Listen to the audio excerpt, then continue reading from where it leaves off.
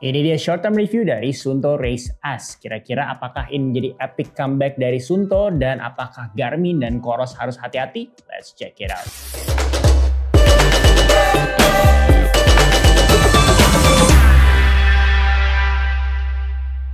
Pas lu nonton ini, make sure lu jangan skip-skip karena along the way ini bakal ada muncul potongan kode voucher yang kode vouchernya itu berantai nih, dimana kalau misalnya dalam seminggu itu ada 4 video kan dari YouTube channel ini, kalau lu gabungin itu bisa menjadi voucher yang nilainya Rp500.000.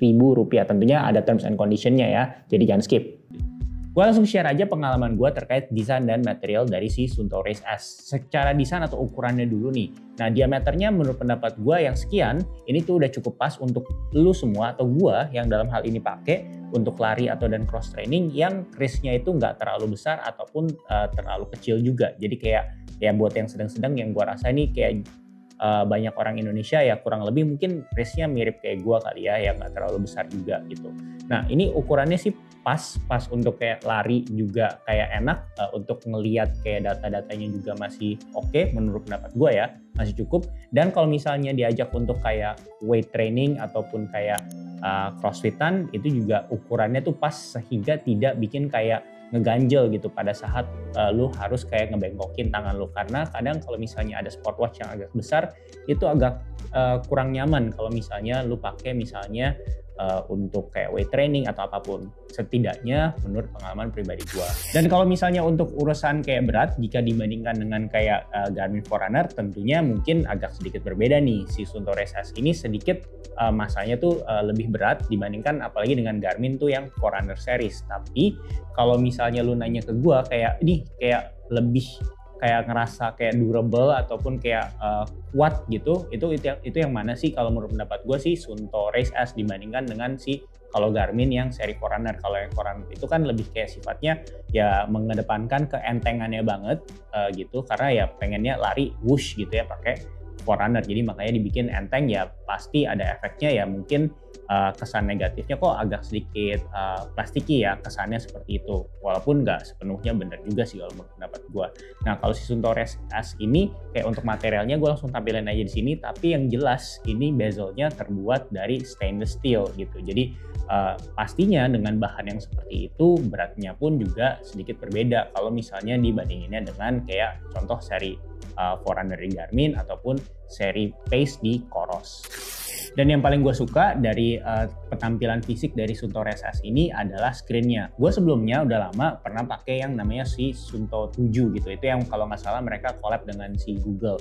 Menurut pendapat gue itu udah bagus warnanya, tapi yang ini entah kenapa kayak gue ngerasa lebih serak aja gitu. Dan kalau misalnya lu ngomongin kayak tampilannya pada saat kayak di bawah sinar terik matahari kurang lebih kayak gini. Dan ya tentunya kalau misalnya di dalam ruang ya sangat jelas karena ini tampilannya tuh AMOLED dengan pixel sekian. Nah, sekarang kita ngomongin health and activity tracking features-nya. Untuk heart rate sensor, menurut pendapat gue tampilannya cukup simplistik nih si Suunto Race S, dimana kalau misalnya lihat data widget ya kurang lebih ya seperti ini. Nah, tapi kalau menurut pendapat gue, si Suunto ini sebenarnya bisa mengembangkan lebih jauh berdasarkan pengalaman gue. Pengalaman gue menggunakan kayak misalnya Garmin Forerunner 965 ataupun juga si jam-jam Coros itu biasanya data dari heart rate-nya itu bisa di-panning nih, jadi bisa digeser-geser ke rentang waktu yang sebelumnya. Sedangkan kalau misalnya si Suunto ya begitu aja. Jadi kayak gue bisa melihat juga resting heart rate gue secara average, misalnya kalau di Garmin Forerunner 965. Jadi tuh gue bisa tahu tuh kayak sepanjang minggu itu sebenarnya tuh kayak heart rate gue tuh seperti apa dibandingkan dengan kayak di waktu yang saat itu aja, dimana itu si Suunto Race S saat ini ya cuma gitu doang kalau di jam. Suunto Race S juga sudah memiliki pulse oximeter atau enggak yang untuk mengukur SpO2. Tapi gue kalau misalnya sedang measuring, gue ngerasa ada waktu yang berbeda-beda nih, kadang lama, kadang cepet untuk mendapatkan data SpO2 gue. Menurut pendapat gue sih ini mungkin bisa menjadi masukan si Suunto mungkin di firmware update selanjutnya ya. Karena juga gue sering banget gue ngerasa pada saat gue measuring si pulse ox-nya itu gue udah diem kok, gue nggak gerak-gerak, tapi masih beberapa kali itu fail.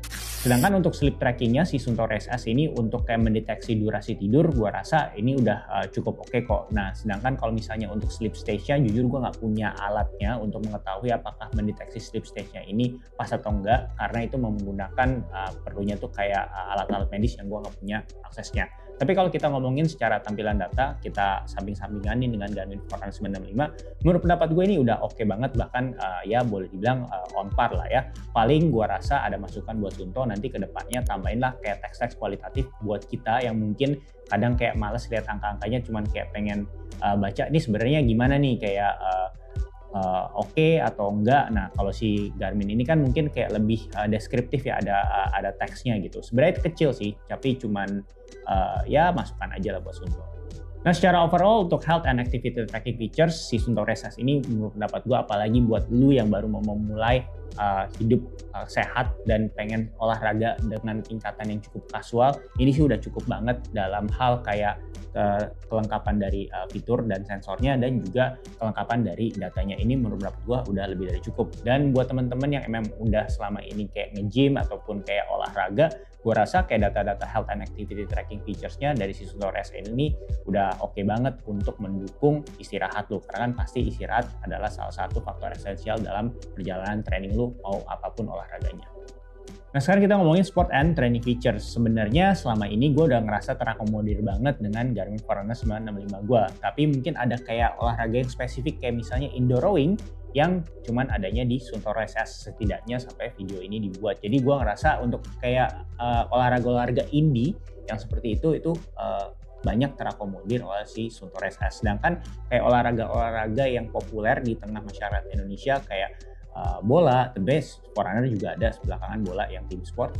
Tapi si Suunto Race S ini kayak bola ada kayak data screen yang gue cukup suka. Mereka tuh sebutnya Suunto Plus, yaitu kita bisa masukin tuh skor kita, kayak misalnya tim kita gol 1, tim lawan gol 1 lagi, jadi kayak tinggal ditambahin di jam.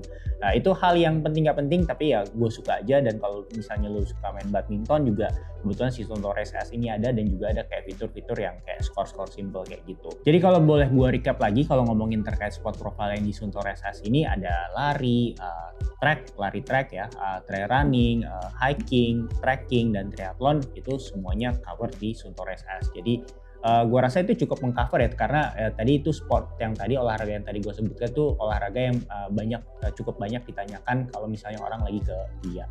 Selanjutnya ada kayak widget-widget yang mendukung training lu. Salah satunya adalah resource, yang ini tercermin dalam persen, dimana tuh kayak angkanya kalau misalnya makin tinggi itu semakin bagus. Intinya lu tuh punya kayak tenaga untuk kayak menjalani hari ataupun ya berolahraga. Ini tuh data yang di track adalah 16 jam terakhir. Jadi kalau misalnya lu habis olahraga, resource-nya akan turun. Sedangkan kalau misalnya lu sehabis kayak bangun dari tidur pas pagi, pasti resource-nya tuh kayak ngecharge gitu. Selanjutnya untuk mendukung training lu juga ada yang namanya recovery HRV, di mana ini adalah kayak rentang detak jantung, antar detak jantung lu. Kalau misalnya simpelnya angkanya tuh semakin tinggi, itu semakin baik. Ini akan mencerminkan kayak tingkat stres lu dan juga tingkat recovery lu. Nah untuk mendapatkan data yang kayak benar-benar akurat, disarankan ya kurang lebih pakai 14 hari pada saat lu tidur. Jadi gampangnya aja, kalau misalnya lu udah lihat MS-nya itu, millisecond-nya itu kayak besar, itu lebih baik dibandingkan kalau misalnya millisecond-nya lagi kayak dengan angka yang agak cukup rendah. Itu artinya tuh lu kayak cukup kayak overwhelm atau enggak cukup memiliki tingkat stres yang tinggi atau kecapean. Selanjutnya adalah kita ngomongin recovery training. Widget ini intinya tujuannya untuk memberitahu lu apakah recovery lu dan training load lu itu balance atau enggak, atau bahkan si training load lu ini tuh malahan kayak terlalu berat sehingga tuh kayak lu memerlukan waktu recovery yang lebih lagi gitu. Dan di sini biasanya lu bisa melihat kayak ada namanya workout feeling juga, dimana setiap kali lu menyelesaikan olahraga, kalau misalnya lu kayak kasih tahu feeling gue nih olahraga tadi tuh berat atau enggak kayak enteng, itu juga mempengaruhi widget yang ada di sini gitu. Jadi lu bisa cek di sini apakah kayak training load lu itu sebenarnya berlebihan atau bahkan kayak kurang, atau emang ya udah kayak ngepas aja gitu. Nah dengan widget si recovery training ini.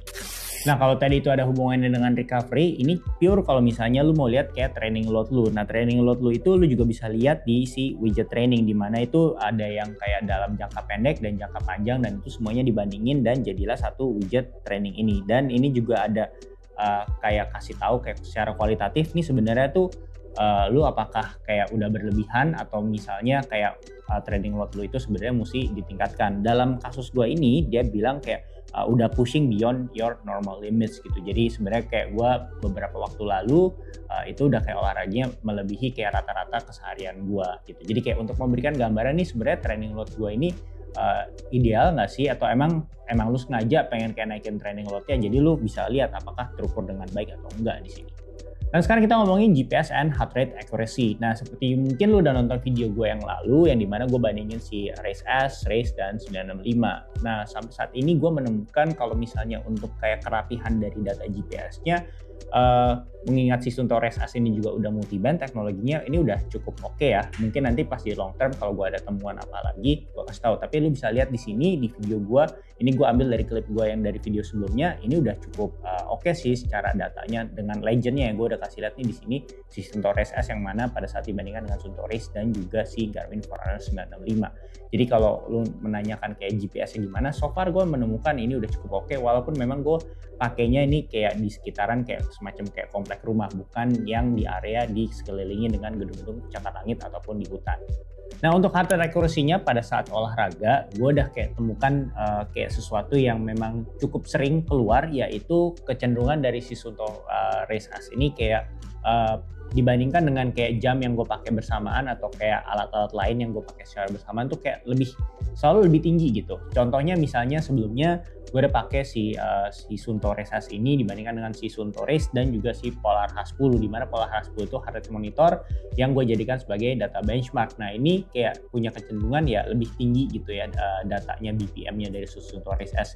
Dan kemarin gue ada kayak lari uphill gitu, tapi cuman bedanya uphill-nya tuh kayak di lapangan parkir kayak naik. Nah asumsinya memang ya mestinya ya heart rate tuh kayak naik gitu ya, tapi gue coba bandingkan dengan si Garmin Forerunner 965 gue, tapi naiknya tuh melebihi dari si Garmin Forerunner 965. Jujur kalau untuk yang kali ini itu kan nggak ada si Polar H10 nya ya kayak data penengahnya, tapi gue cuma mau kasih tahu lu kayak so far dalam short term review gue heart rate nya dari si Suunto Race S ini tuh punya kecenderungan untuk kayak lebih tinggi dibandingkan dengan alat-alat lain yang gue pakai secara bersamaan kadang.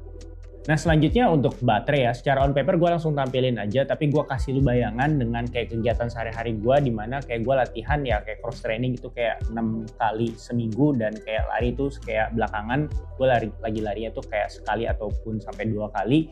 Ini si jam Suunto Race S ini bisa bertahan sampai kurang lebih ya 7 hari gitu ya, jadi kayak nggak ada masalah sama sekali. Itu gue nyalain semua tuh, si pulse ox-nya pas gue tidur, kayak pembacaan heart rate pas gue tidur itu gue nyalain semua. Tapi tentunya kayak brightness-nya gue set ke level medium, dan juga kayak gue set kayak raise to awake gitu, jadi nggak selamanya kayak always on display gitu. Jadi kalau misalnya gue gerakan wrist gue, dia bakal kayak baru nyala kayak gitu. Jadi menurut pendapat gue ini udah cukup oke banget, apalagi mengingat layarnya juga oke dan ini juga udah touchscreen gitu. Oke, jadi apa kesimpulannya kalau lu nanya gue? Menurut pendapat gue untuk harga sekian, build quality dari si Suunto Race S ini udah oke banget. Dan yang kedua adalah adanya kayak fitur navigasi yang menurut pendapat gue udah cukup deskriptif dan tentunya bisa membantu lu untuk bernavigasi. Sedangkan kekurangannya sampai saat ini yang paling gue rasakan cuman kepraktisan aja sih dalam hal data-data yang mestinya default. Maksudnya apa? Contohnya kalau lagi nge-gym, mestinya kalau punya jam itu kan fitur untuk kayak ganti round, abis itu kayak rest, itu kan kayak fitur yang sebenarnya ya punya smartwatch udah by default gitu. Nah tapi dalam kasusnya si Suunto Race S ini lo harus tambahkan yang namanya gym timer tuh, itu dari si Suunto Plus. Sedangkan yang namanya si Suunto Plus itu maksimum sampai saat ini gue tahu yaitu cuma bisa dipakai 2. Bayangin kalau misalnya lu pengen ada aplikasi-aplikasi lain yang lu pengen gunakan pada saat nge-gym, tapi sayangnya salah satu dari 2 jatah tersebut udah keambil untuk hal basic kayak yang fungsi kayak gym timer tadi, yang sebenarnya tuh ya basic banget kan. Maksudnya lu punya smartwatch ya basic functionnya ya udah mestinya bisa tuh kayak untuk cuman kayak ganti-ganti ronde, press gitu. Sekian dulu untuk si Suntory SaaS ini short term review-nya. Nanti gue usahakan untuk secepat mungkin untuk long term review-nya lu juga biar bisa lihat. Nah, kalau misalnya mau cek video tutorialnya, gue udah sempat bikin tutorial sederhana terkait si Suntory SaaS ataupun si Sunto Plus. Itu gimana cara pakainya si Sunto Plus-nya. Itu linknya bisa klik kanan atas ataupun klik di description box dari video ini. Dan kalau misalnya lu mau cek lebih dalam lagi terkait kayak experience bernavigasi dengan si Suntory SaaS, itu gue udah pernah bikin videonya di mana samping-sampingan dengan Suntory biasa dan juga dengan Garmin Forerunner 965. Linknya juga di klik kanan atas ataupun di description box dari video ini. Thank you udah nonton, dan jangan lupa untuk support channel ini agar sustainable dengan membeli produk-produk yang kita udah bahas. Linknya itu ada di description box dari video ini yang kalau misal lu klik akan ke via.id. Yang salah satu barang yang bisa lu beli yaitu si Suntory SaaS ini. Thank you and until next time.